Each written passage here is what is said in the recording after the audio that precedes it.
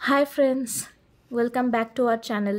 তো যেরকম কালকে বলেছিলাম যে আমরা আমাদের বাড়ির কাছের মন্দিরটাতে বাবা মাকে নিয়ে যাব, তো যেমন কথা তেমন কাজ। তো আজকে বিকেলে আমরা গিয়েছিলাম হচ্ছে আমাদের বাড়ির সংলগ্ন মন্দিরটাতে। তো এই এরিয়াটাতে আমরা নতুনই রিলোকেট করেছি কিছু মাস আগে।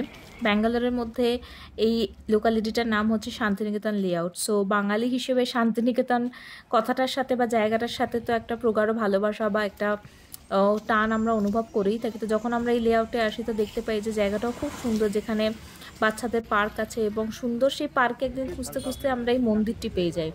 এই মন্দিরটা বাড়ির থেকে আমার জাস্ট 2-3 মিনিটের ওয়াকিং ডিস্টেন্সে একটা পার্কের সংলগ্ন মন্দিরটি তৈরি করা হয়েছে।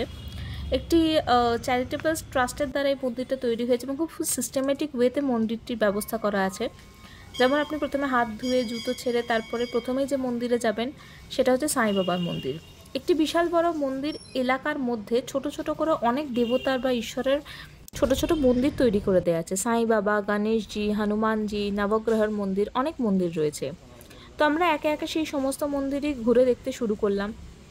আসলে যখন এখানে আসি তারপরেই ভেবেছিলাম যে বাবা মা এলে এখানে নিয়ে আসবো, কিন্তু যেহেতু বাবা ব্যাঙ্গালোরে আসার পরেই চোখের অবস্থা খারাপ হয়েছে এবং ক্যাটারাক্ট অপারেশন করতে হয়, তো সেই হেতু খুব তাড়াতাড়ি আসা হয়নি। যখন বাবার চোখ ভালো হয়ে গেল মোটামুটি তখনই এলাম।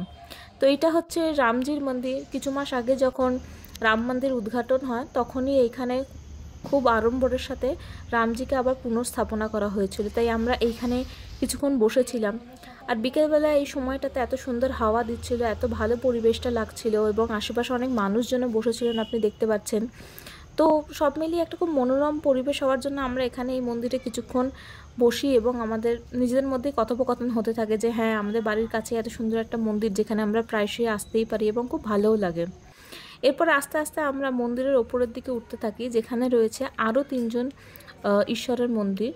তো প্রত্যেক সন্ধ্যাবেলা এবং সকালবেলাতেই এখানে পূজা অর্চনা এবং আরতি করা হয়ে থাকে। সেই সন্ধ্যা আরতি দেখার উদ্দেশ্যে আমরা উপরে উঠেছিলাম, কিন্তু যেহেতু একটু লেট হয়ে যায় তো জানতে পারি যে সন্ধ্যা আরতি শেষ হয়ে যায়।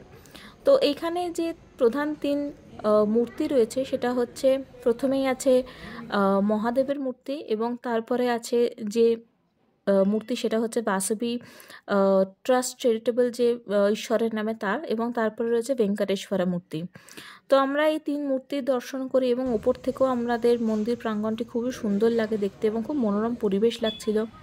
তো সব দেখার সাক্ষাতের পরে বাবা মা বলে যে হ্যাঁ, আগে এখানে আসলে খুব ভালো হতো, কিন্তু কথায় আছে যেরকম ঈশ্বর যখনই ডাকবেন তখনই আপনি যেতে পারবেন। তো সেই হেতু একটু দেরি হয়ে যায়, কিন্তু কালকে যেরকম বলেছিলাম বাবা আমাকে, সেই হেতু আজকে নিয়ে যায় এবং আমাদের এক্সপিরিয়েন্সটাও ভালো থাকে।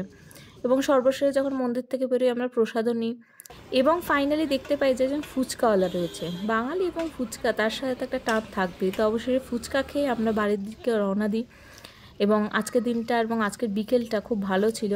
তো যদি আমাদের এরকম ভিডিও আপনাদের ভালো লেগে থাকে তো অবশ্যই লাইক করুন, শেয়ার করুন, জানান যার কী ধরনের ভিডিও দেখতে চান এবং অবশ্যই সাবস্ক্রাইব করুন। Thank you.